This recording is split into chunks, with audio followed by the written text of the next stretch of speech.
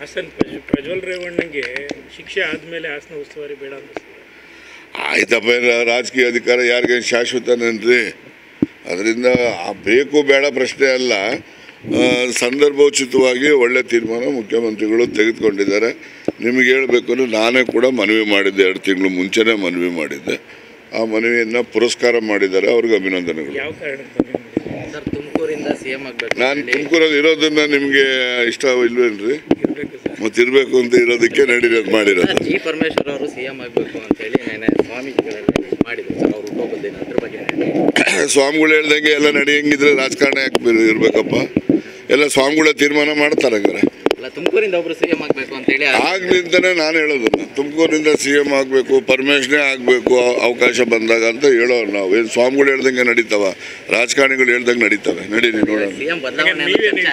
ನಾನು ಅದೇ ಹೇಳ್ತಾ ಇದ್ದೀನಲ್ಲ, ಅವ್ರು ಆಗಬೇಕು ಅನ್ನೋದು ಸ್ವಾಮಿಗಳು ಹೇಳಿದ್ದಾರೆ. ಹೇಳಿ ಭಾಳ ಸಂತೋಷ. ನಾನು ಅವರೆಲ್ಲ ಸ್ವಾಮಿಗಳು ಹೇಳಿರೋರಿಗೆಲ್ಲ ಅಭಿನಂದಿಸ್ತೀನಿ.